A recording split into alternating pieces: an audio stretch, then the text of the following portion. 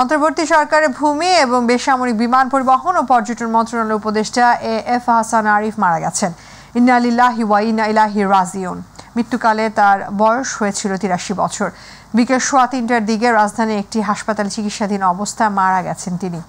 দুপুরে বাসায় খাবার খেতে বসলে হঠাৎ তিনি পড়ে যান। পরে হাসপাতালে নিয়ে গেলে বিকেল ৩:১০ তাকে মৃত ঘোষণা করেন চিকিৎসকরা। উপদেষ্টা হাসান আরিফের মৃত্যুর খবর পেয়ে মিশর থেকে দেশে ফিরে বিমানবন্দর থেকে সোজা হাসপাতালে ছুটে যান প্রধান উপদেষ্টা ডক্টর মোহাম্মদ ইউনূস।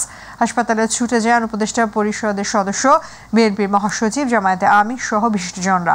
উপদেষ্টা হাসান আরিফের মৃত্যুতে গভীর শোক জানিয়েছেন রাষ্ট্রপতি, প্রধান উপদেষ্টা, বিএনপির মহাসচিব, জামায়াতে আমির সহ বিশিষ্টজনরা। তারা বলছেন, হাসান আরিফের মৃত্যুতে দেশের আইনাঙ্গনে অপূরণীয় ক্ষতি হলো। তবে তার মৃত্যু বেদনাদায়ক হলেও অন্তর্বর্তী সরকারের সংস্কারের প্রক্রিয়া থেমে থাকবে না। গণতন্ত্র উত্তরের যে পথ, যে কাজ শুরু হয়েছে, এই সময়ে তার খুব বেশি প্রয়োজন ছিল বলে আমরা মনে করি। আমি ব্যক্তিগতভাবে আমার একজন বিশিষ্ট শহীদকে হারিয়েছি, আর দেশ হারিয়েছে একজন দেশপ্রেমিক মানুষকে।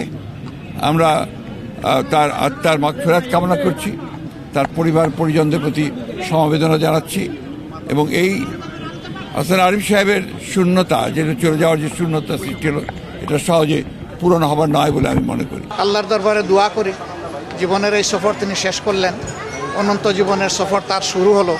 এই সফরে আল্লাহ তাআলা তার বান্দার প্রতি রহম করুন, তাকে আল্লাহ তাআলা ক্ষমা করুন, তাকে জান্নাতের মেহমান হিসাবে আল্লাহ কবুল করুন।